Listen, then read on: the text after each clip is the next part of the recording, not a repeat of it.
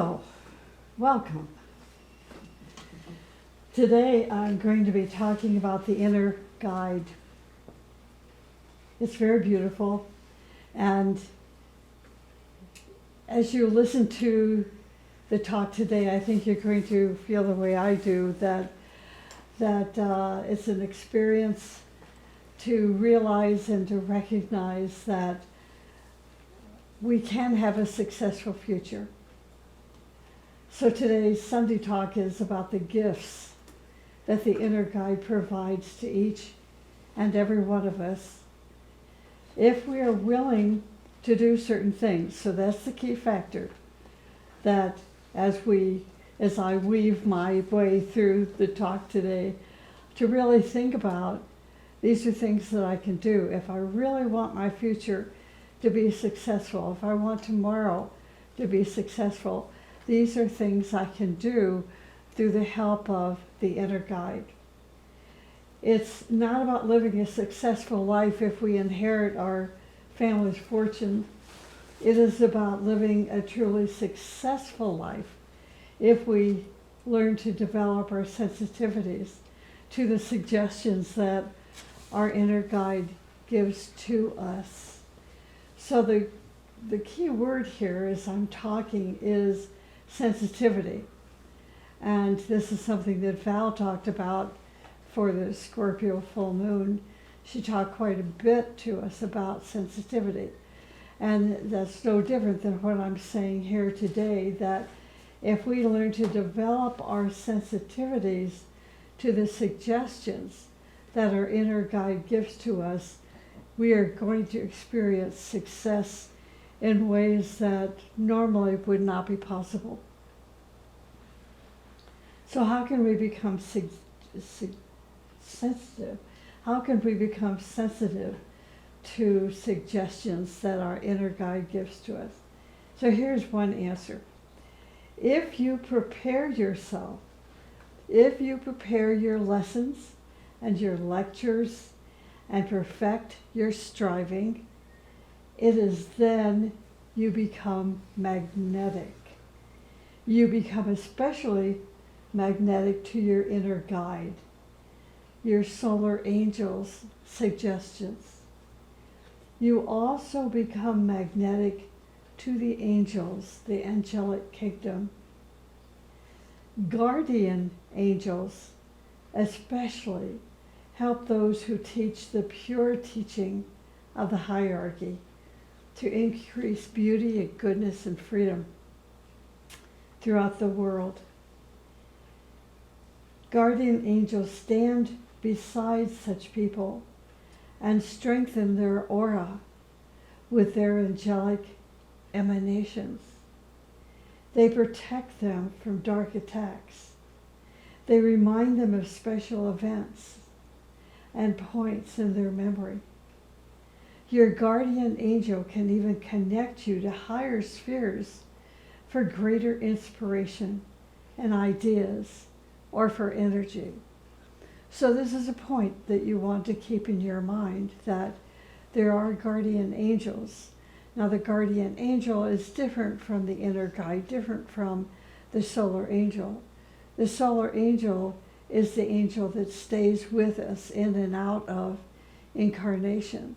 The guardian angel is something different. All we have to do is think about the guardian angel and in time build a rapport between ourselves and that guardian angel or others. Your guardian angel can even connect you to higher spheres for greater inspiration and ideas or for energy. Certain angels serve as connecting links between the lecturer and the master, or between the mind and the intuitional plane of the lecturer. On rare occasions, it's even experienced that the guardian angel urges your solar angel to take control and speak through you, your own apparatus yourself, instead of through your soul. So if you happen to be a person that gives lectures, like I do, and these words are words of truth for me, is that it doesn't always happen, but frequently I'll sense that guardian angel, even the solar angel, receiving impressions during a lecture that may have nothing to do with the words on the paper or the notes that I've written, may have nothing to do with it, but has everything to do with energy and inspiration and ideas. And so the guardian angel will lend its energy, or at other times the solar angel will lend its energy, infuse it into my aura or into the aura of the lecturer, and brings forth information and ideas and beauty that is otherwise not there with the lecturer. In extremely rare conditions, angels enter into the aura of a person and use that person at certain critical times, but only after they get permission from the person's own solar angel. It is important to become magnetic to angels because they heal. They make you beautiful. They give you courage. They give you aspiration and striving. They protect you. They lead you. And they bring the right conditions to your life for you to progress.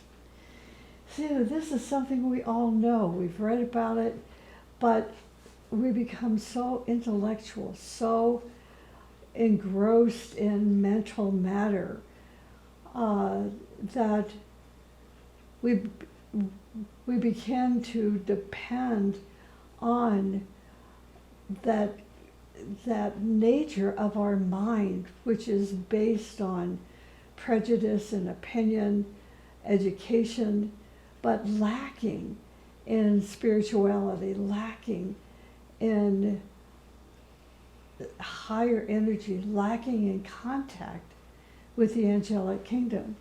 So this is why it's good to have lectures like this today to remind us about the solar angel, the inner guide, the guardian angel, and angels in general, that they are all around us.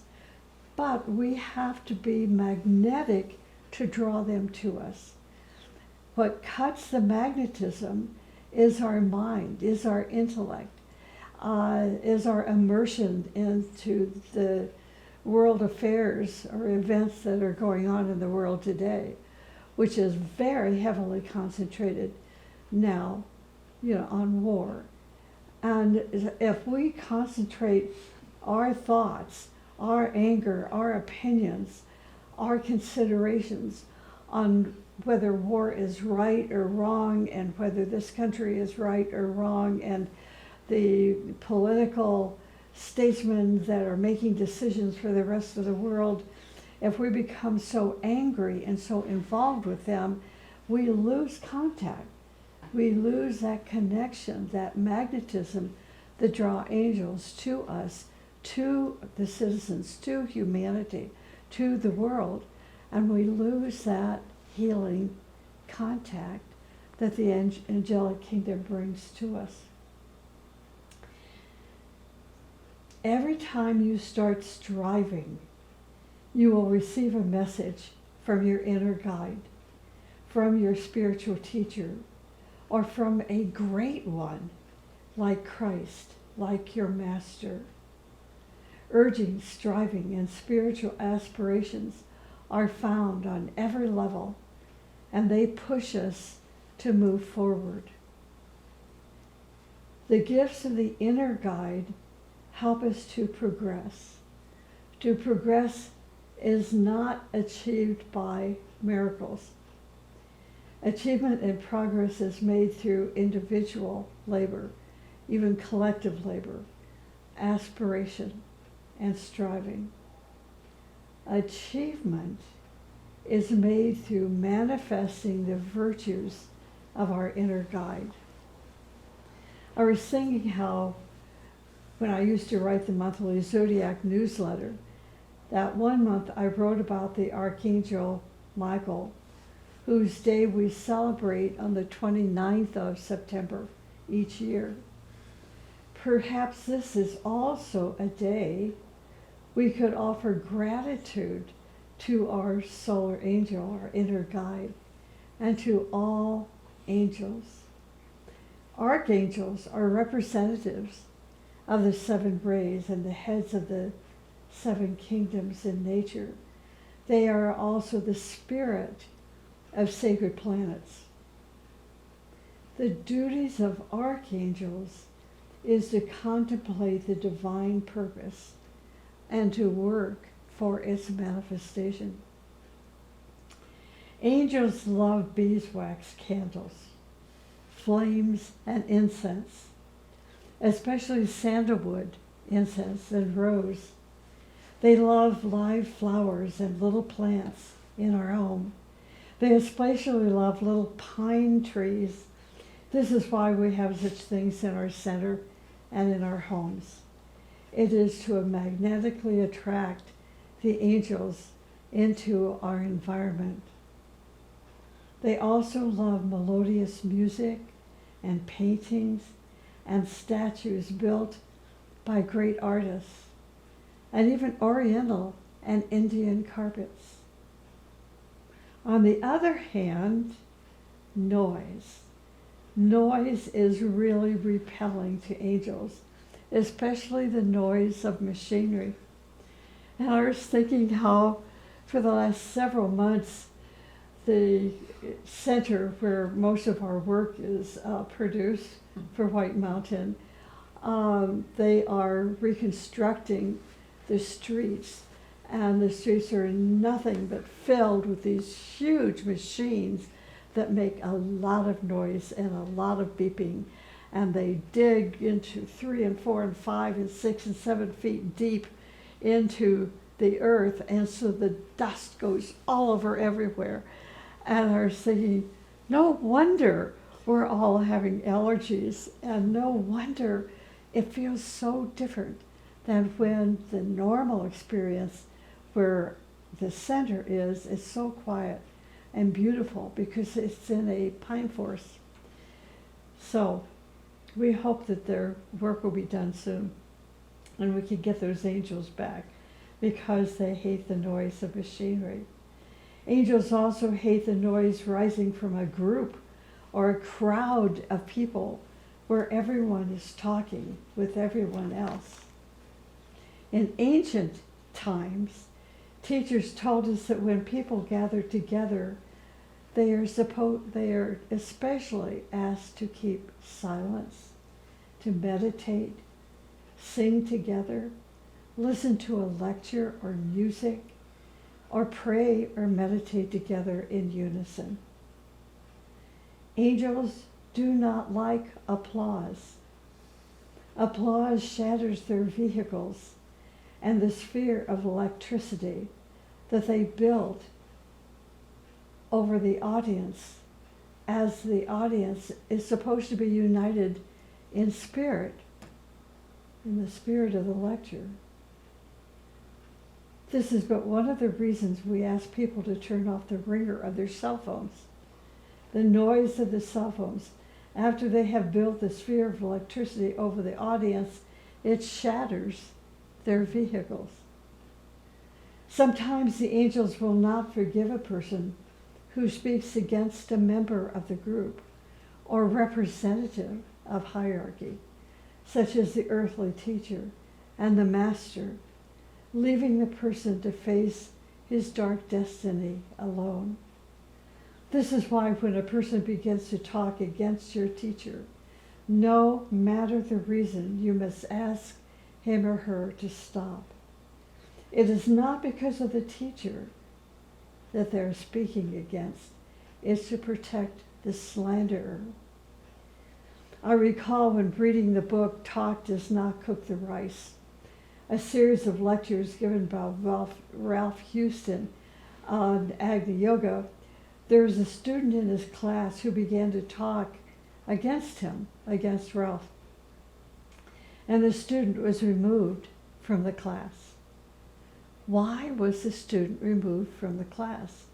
It was not to protect the teacher, but to protect the person from losing his angel and taking on karma. But remember, solar angels, our inner guide, are not the same as angels. Solar angels were human beings in past manvantaras. They are in the line of human evolution and are very advanced initiates. They are related to the karmic lords, to the hierarchy, and to the intelligent aspect of the rays.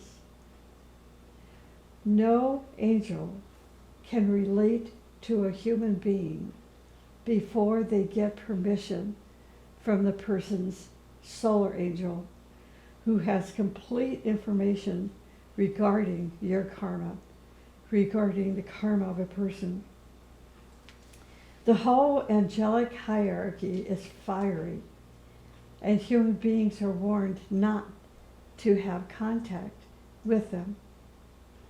If they want to appear for certain reasons, they are going to prepare you through certain vibrations, and then they will slowly appear. Inner guide impressions develop as you fuse yourself with the virtues of the higher self.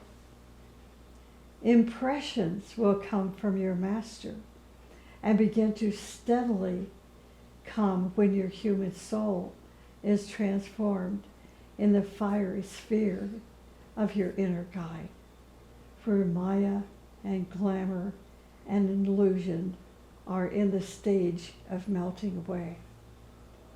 When you are ready to make your transition, virtues make your transition a happy and blissful event. You attract pure and beautiful entities around you. Your inner guide, the solar angel, guides and protects you. You feel detached from all worldly ties now.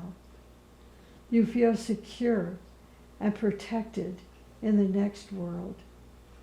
Your senses immediately operate in the subtle planes. Another gift given to us from our inner guide is vision. We have visions that are projected from our inner guide, visions projected from the spiritual triad or the hierarchy, and visions projected from the monad or Shambhala or even higher.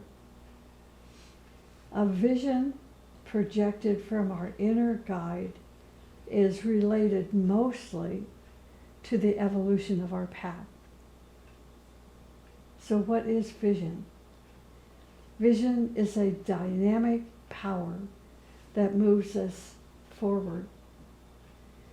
When a little girl is playing with her doll and caring for it, she is building a vision or responding to a vision, which is a vision of motherhood. Thus, the solar angel on every stage of your life projects a vision, if you are sensitive enough to grasp it. It is through vision that the inner guide leads us forward.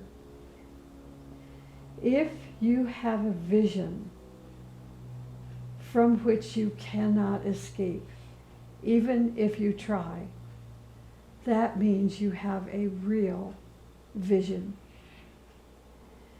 Vision is a vehicle of your solar angel. And once its inner guide has the means to contact you, you will never be the same. The inner guide uses suggestions through vision, dreams, and other psychic experiences. If you understand the suggestions, you will find the right path and the path of health and happiness. Your inner guide also impresses its suggestions upon your brain and then watches your responses to learn if you are yet sensitive to its suggestions. Inspiration is another gift of the inner guide. It is through such moments of inspiration that your lower personality life becomes so energized and stimulated that they magnetically draw the energy of the inner guide. This energy then pours down, it circulates, it integrates and aligns the whole of the personality life. Thus, in this way, the inner guide makes its spiritual gifts accepted and assimilated, and then creatively expressed by the personality. So this is why we encourage spiritual students to meditate at a specific day, every day, which is called rhythmic meditation, to disconnect yourself from CNN and MSNBC and ABC and CBS. I'm not going to say the other news program. To disconnect yourself at least for 10 to 15 minutes every morning and make yourself so magnetic that you draw the angels to you, that you draw the guardian angel to you, that you draw the solar angel to you. And then you have elevated the arc of your consciousness in such a way that your sensitivities now become inspired. You become filled with aspiration to the point that when you go back to listen to CNN or MSNBC or the others, you're going to begin to see the causes that the journalists and the anchors are reporting to us. You're going to see who is real and what is real, what is truth or what is hypothetical. You're going to see, in other words, the causes behind what's going on. And when you begin to absorb the cause, your opinions and your prejudices and your biases take on a different hue. You have opinions, but it's based on truth. You have ideas which are healing and penetrating in such a way that you could perhaps share that idea with a politician or a statesman or someone that could really make a difference. It is through such a process that hierarchical energies pour down into your personality bodies through your human soul and make you a dispenser of the treasure that you receive from the hierarchy. To have true inspiration, therefore, you need to contact your inner guide through meditation and also through sacrificial service. It is through meditation and sacrificial service that the path toward the inner guide is opened and conscious communication is established, and you begin to experience these and many more gifts of your inner guide. The shield of the inner guide is always present, except when the person acts against the principles of the teaching. During the violation of these principles, the inner guide withdraws its shield to allow the karma of the person to create balance in their life. Many people violate these principles daily, but the teaching tells us it is possible to allow the inner guide to extend its shield over us through 5 or 6 points here. One is regret. It will put a shield over us if we regret the occasions that we violated these principles, especially beauty, goodness, and freedom. The inner guide extends its shield over us when we decide and pronounce to the inner guide that we will do our best not to violate these principles ever again. Also, for 2 or 3 minutes, we can visualize our inner guide spreading its shield of light to 5 or 7 feet all around our body, and this time in a ruby color. Another thing you can do is with the palm of your right hand is to pass your palm over your solar plexus as if you were patching a hole that was in it. The palm of your right hand. You can also visualize your entire body in light. And then when you realize, or if you realize that you have violated one of these principles of beauty and freedom and truth, or some of the other ones, just sit in silence for 2 minutes. When a disciple acts against the principles of the teaching, it is called backsliding. There are certain dangers to backsliding. The person loses their self-respect. They fall into ugliness, and they begin to exploit others. It's very interesting when you see such a person, and until we recognize what happens, it's confusing.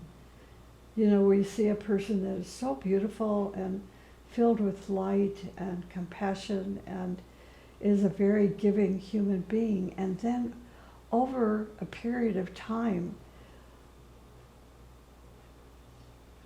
they begin to backslide, work against these principles, lose their self-respect, and on the other hand, they take on this, it's very curious, they take on this conceit or this superiority complex of which they have no superiority about. They have no confidence in, because they have lost their self-respect. And that's how they get us. We are still identified with that beautiful part of what they used to be, and yet it's no longer here. It's no longer in beingness, and yet we follow them. And this is how cults are formed.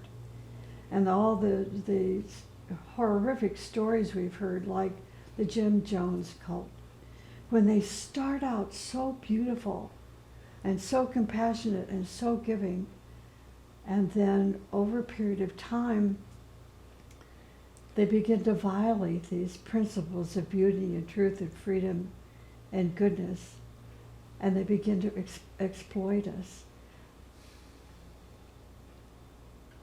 Don't let it happen, because it will hurt you. They become a confused person. They no longer have direction or a goal, and it confuses us.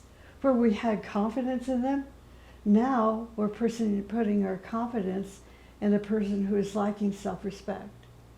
So we have to be observant of who we are placing our confidence in. They lose the assistance of invisible helpers, such people, and the friendship of their inner guide. They lose the assistance of their invisible helpers and their inner guide, whose intention is to lead the person's steps toward the summit of the mountain. It's very curious. And that's called backsliding. The goal of a disciple is to be their own master and to create their own destiny. Naturally, we have a protective shield, which is the radiation of our inner guide. This shield weakens and becomes damaged because the person's moral weakness, because of their moral weakness, or because of the continuous malice and slander and treason bombarding them. The shield comes into being as a person daily draws energy from their inner guide. And this is what we want to do, is draw energy from our inner guide in such a way that we now have this protective shield. The shield comes into being as we draw energy from our inner guide through their aspiration, their devotion, their dedication, their hard thinking, and a life lived. And this is how it's like we become our inner guide, and we begin to live a life the way the inner guide lives its life. However, when we act against these principles, when we act against our conscious, our shield weakens and even disappears. When the shield is weakened or absent, then that person becomes a candidate to obsession. At certain times, the disciple's consciousness is elevated. Now listen to this. At certain times, the disciple's consciousness is elevated. And in the light of their elevated consciousness, they make certain decisions. But 2 hours later, they cancel the decision or they take the opposite direction. Taking the opposite direction means they make the opposite decision from their original decision. So they go from the high to the low. This happens when the person's consciousness falls back down to its normal levels where the values are different. I've seen this in a group where the leader of the group, a great teacher of the group, has lifted the consciousness of the members of the group to such a place where they are so beautiful. They are very connected to their inner guide.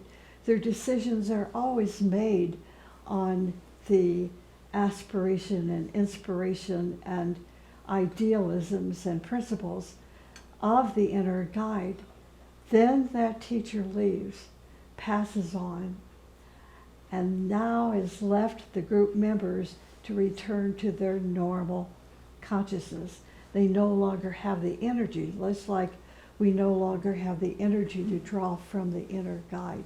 We return to our normal level of consciousness where our values are different.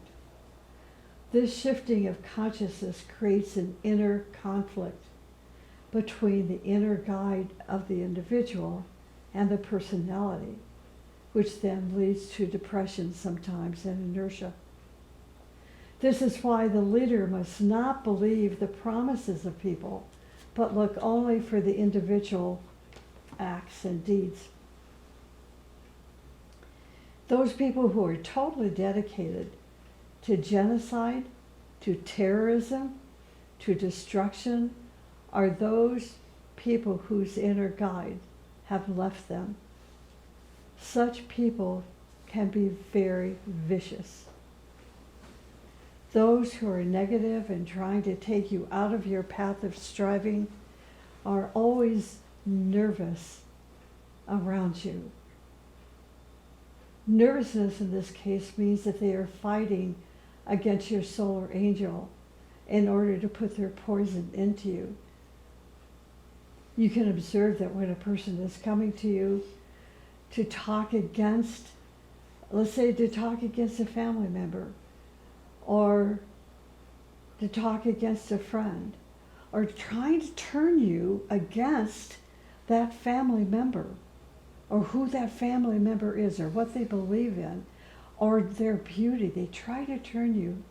Watch their nature, watch their eyes, because they will be very nervous. They're going to shift around a lot. They'll oftentimes clear their throat. They'll have physical mannerisms that are not custom to them. Be aware, because they're trying to turn you against somebody or something that you believe in very deeply. If through misplaced devotion, misplaced dedication. You are influenced by that individual because of your devotion and your dedication.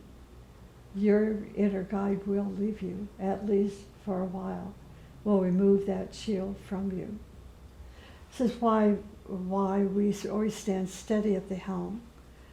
Once we establish our principles, our virtues and values system, it is a system, we do not step away from it.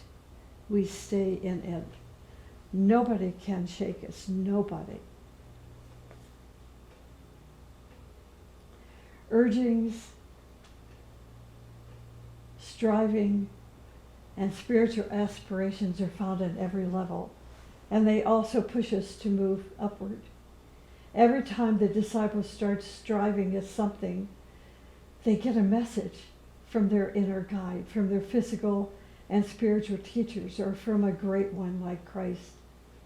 And that someone kicks you and says, get up and get going. You have it, now go. Progress is not achieved by miracles. The human seed cannot grow and become an oak tree by sudden jumps. Achievement and progress are made through individual and collective labor, aspiration and striving. Achievement is made through expanding your consciousness and developing compassion. Achievement is made by trying to live in the consciousness of your inner guide. So let me conclude with a little more advanced teaching about the solar angel or inner guide. On the mental plane, there are what we call mental devas, solar angels, and initiates who serve the plan of hierarchy. They bring inspiration to the mental population in higher spheres. We are told that the Buddhic and Atmic permanent atoms in the spiritual triad are connecting links between the human soul and two great angels. These angels share the human evolution and collect experiences and learning through these links. They also reflect the life of a human being as mirrors. Our solar angel is located mostly around the mental permanent atom, and thus forming the spiritual triad with the two great angels. We can help these angels when we live a life of beauty, goodness, and freedom. I think I'll close with this at this stage, and to really give you a chance today and throughout the week and perhaps later to think about your inner guide and to take meditation more seriously. Even if you are meditating daily with your meditation courses, to understand the underlying purpose, because you want to broaden your consciousness. You want the shield of protection from your inner guide eventually, so you as a soul can move yourself into that holy triad.